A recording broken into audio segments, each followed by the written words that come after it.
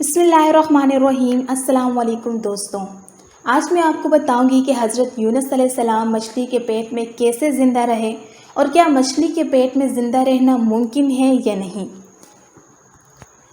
दोस्तों, यूनुस अलैहिस्सलाम को अल्लाह ताला ने शहर नैनवा के बाशिंदों की हिदायत के लिए रसूल बनाकर भेजा था। यहाँ के लोग बुत परस्ती करते थे और कुफ्र व शिर्क में मुब्तला थे। यूनुस अलैहिस्सलाम ने इन लोगों को ईमान लाने और बुत परस्ती छोड़ने का हुक्म दिया, मगर इन लोगों ने अपनी सरकशी की वजह से अल्लाह के रसूल को झुटला दिया और ईमान लाने से इनकार कर दिया।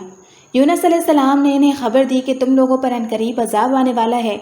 ये सुनकर शहर के लोगों ने आपस में ये मशवरा किया कि यूनुस अलैहिस्सलाम ने कभी कोई झूठी बात नहीं कही है, इसलिए देखो कि अगर वो रात को इस शहर में रहते हैं तो समझ लो कि कोई ख़तरा नहीं है, और अगर इन्होंने इस शहर में रात ना गुजारी तो यकीन कर लेना चाहिए कि ज़रूर अजाब आएगा।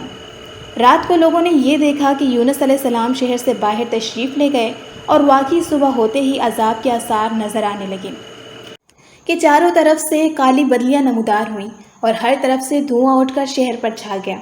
ये मंजर देखकर शहर के बाशिंदों को यकीन हो गया कि अजाब आने वाला ही है, तो लोगों को यूनुस अलैहिस्सलाम की तलाश व जुस्तजू हुई, मगर वो दूर दूर तक कहीं नज़र नहीं आए।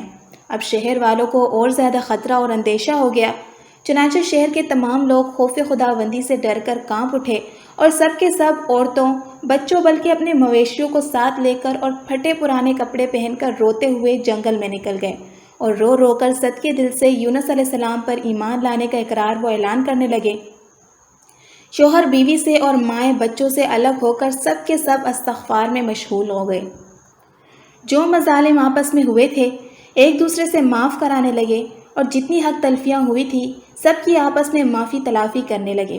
गर्ज सच्ची तौबा करके खुदा अज़्ज़ व जल से ये अहद कर लिया कि यूनुस अलैहिस्सलाम जो कुछ खुदा का पैगाम लाए हैं हम इस पर सदके दिल से ईमान लाए हैं। अल्लाह ताला को शहर वालों की बेकरारी और मुखलिसाना गिरिया व ज़ारी पर रहम आया और अजाब उठा लिया गया। नागहा धुआं और अजाब की बदलियाँ रफ़ा हो गई और तमाम लोग फिर शहर में आकर अमन व चैन के साथ रहने लगे। इस वाक़े का जिक्र करते हुए अल्लाह ताला कुरान पाक में इरशाद फरमाते हैं, तो हुई होती ना कोई बस्ती के ईमान लाती तो इसका ईमान काम आता।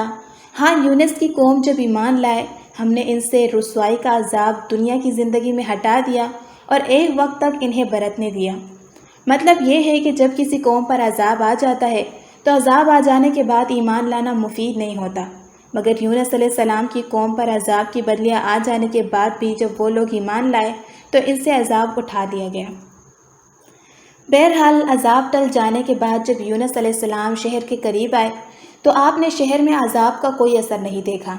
लोगों ने अर्ज़ किया कि आप अपनी कौम में तशरीफ़ ले जाएं, तो आपने फरमाया कि किस तरह अपनी कौम में जा सकता हूँ। मैं तो इन लोगों को अजाब की खबर देकर शहर से निकल गया था, मगर अजाब नहीं आया, तो अब वो लोग मुझे झूठा समझकर कत्ल कर देंगे। आप ये फरमाकर और गुस्से में भरकर शहर से पलट आए और एक कश्ती में सवार हो गए। ये कश्ती जब बीच समंदर में पहुंची तो खड़ी हो गई। वहाँ के लोगों का ये अकीदा था कि वही कश्ती समंदर में खड़ी हो जाया करती थी जिस कश्ती में कोई भागा हुआ ग़ुलाम सवार हो जाता है। चुनांचे कश्ती वालों ने केरा निकाला तो यूनुस अलैहिस्सलाम के नाम का केरा निकला, तो कश्ती वालों ने आप को समंदर में फेंक दिया और कश्ती लेकर रवाना हो गए और फ़ौरन ही एक मछली आपको निगल गई और मछली के पेट में जहाँ बिल्कुल अंधेरा था आप मुक़ीद हो गए।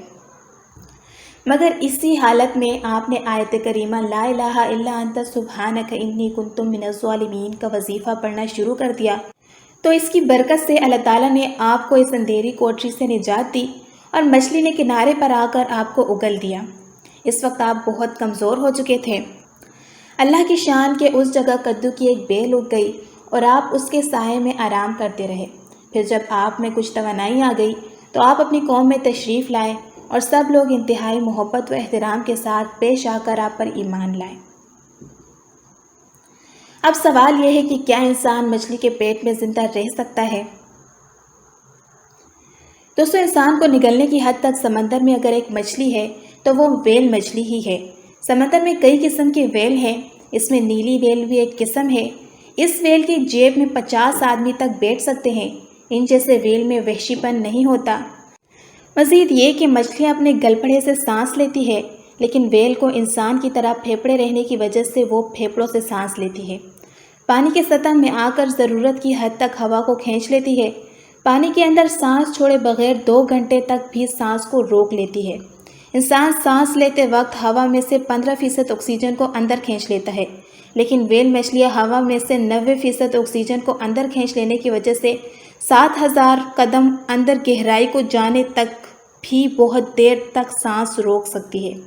ویل کی اس خصوصیت کو ذہن میں رکھیں تو وہ جتنی آکسیجن اندر جمع کرتی ہے، اس کے ذریعے یونس نبی کو سانس لینے کے لیے کافی ہے۔ آکسیجن ختم ہوتے وقت وہ سمندر کی سطح پر آ کر ہوا کو اندر کھینچ لیتی ہے۔ اس انداز سے یونس نبی کو آکسیجن کی کمی ہو ہی نہیں سکتی۔ 1890 میں ایک جہاز فاکلینڈ کے قریب ویل مچھلی کا شکار کر رہا تھا کہ اس کا ایک شکاری جیمز سمندر میں گر پڑا اور ویل مچھلی نے اسے نگل لیا۔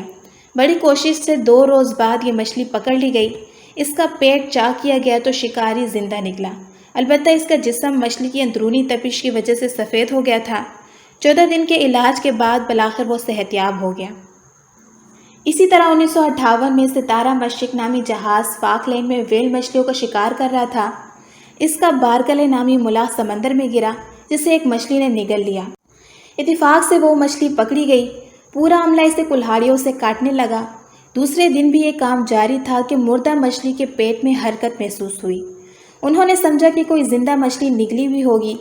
پیٹ چیرا تو اس میں سے ان کا ساتھی بارکلے نکلا جو تیل اور چربی میں لتھڑا ہوا تھا۔ بے ہوش بارکلے 2 ہفتوں کے علاج سے ہوش میں آیا اور پھر صحت مند ہو گیا۔